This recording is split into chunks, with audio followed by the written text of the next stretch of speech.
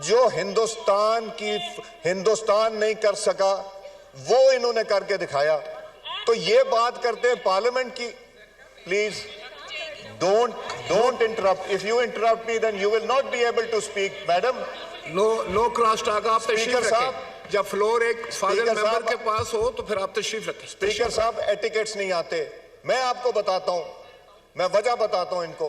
कभी कहते हैं असेंबली में आना है। सरदार Ayaz Sadiq Sahab, the chairman of the पार्लियामानी कमेटी। जी शुक्रिया प्राइम मिनिस्टर साहब। शुक्रिया, सॉरी प्राइम मिनिस्टर साहब निकल गया मुंह से। शुक्रिया स्पीकर साहब। थोड़ा सा इसके बैकग्राउंड में ये फैसला तो आप कर ही देंगे कि इसको कब टेकअप करना है।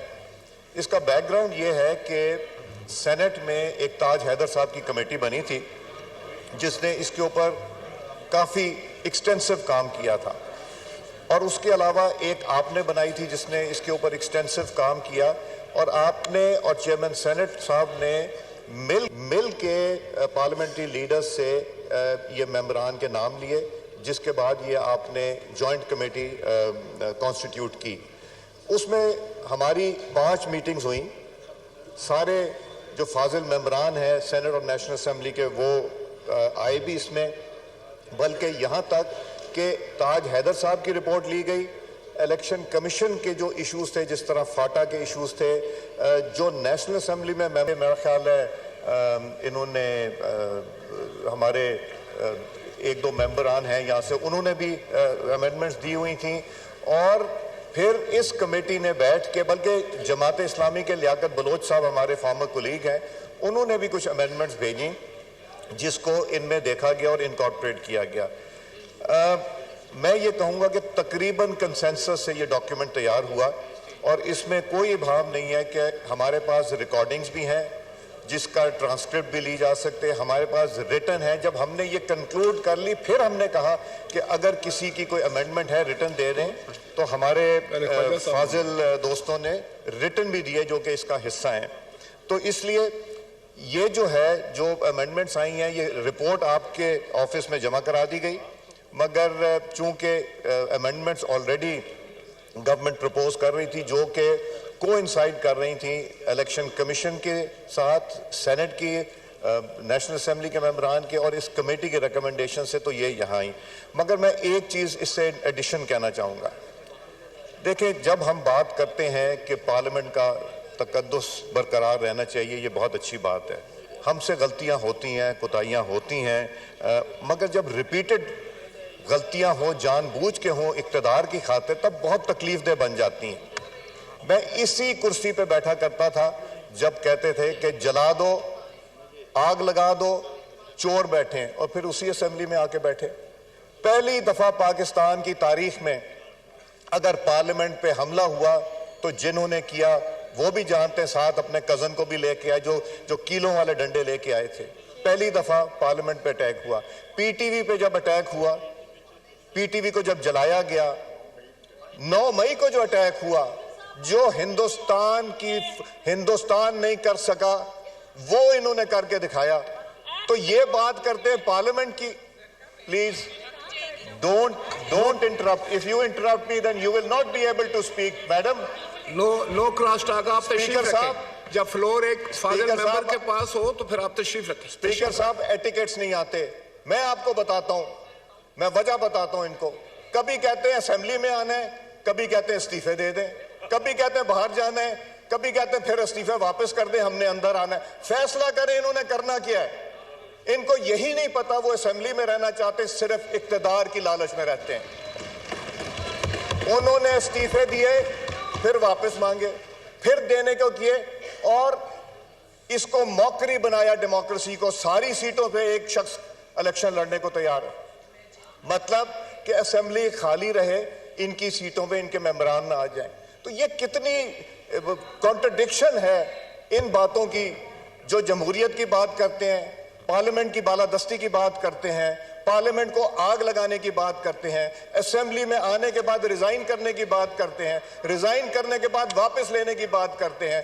फिर जब vote of no confidence move हुआ हो, तो vote of no confidence move हुए कोई भी असेंबली डिसॉल्व नहीं हो सकती। ये भी तारीख ने पहली दफा पाकिस्तान में देखा। कि असेंबली डिसॉल्व की गई जब vote of confidence against the prime minister move हुआ था, मॉकरी बनाई। तो ये अच्छा नहीं लगता कि हमारे कुलीग्स हैं, सब दोस्त हैं, मेरे से तो ज़्यादा इज्जतदार लोग हैं, मैं तो अपने से ज़्यादा इज्जतदार समझ, ये चीज़ें नहीं अच्छी लगती।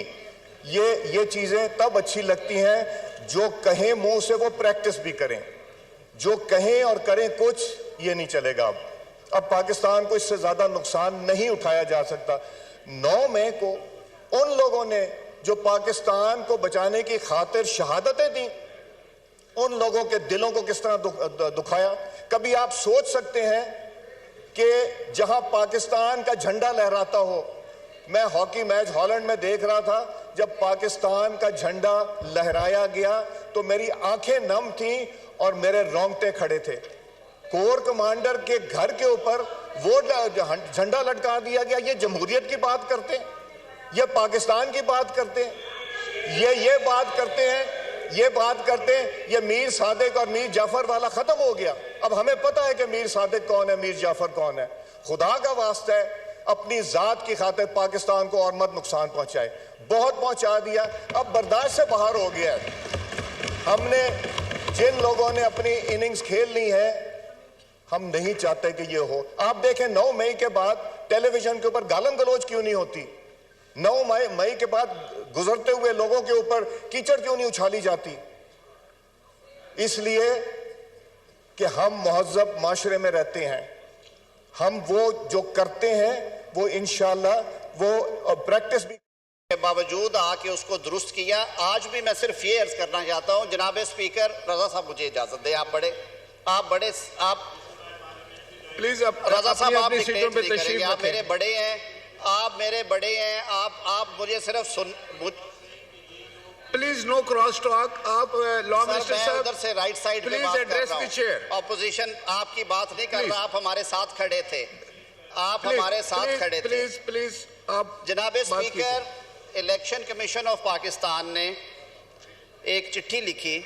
उन्होंने कहा कि कुछ जगहों पे कुछ चीज़ें ओमिट होने वाली हैं, जैसे वर्ड फाटा जो है वो अभी तक इलेक्शन एक्ट का हिस्सा था, हालांकि उसे 2018 में जम कर दिया गया खैबर पख्तूनख्वा में।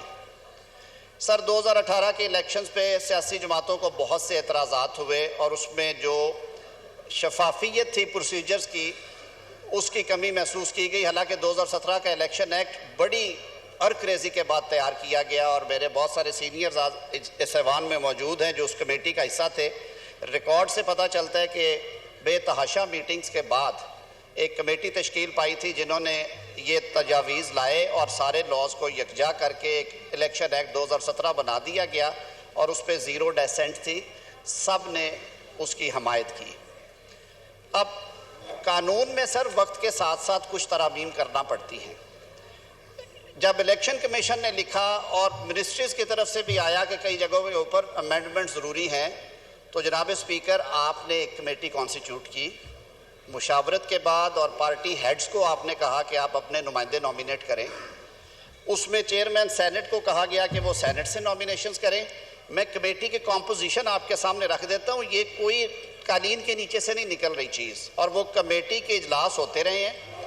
सरदार अयाज सादिक साहब इसको चेयर कर रहे थे।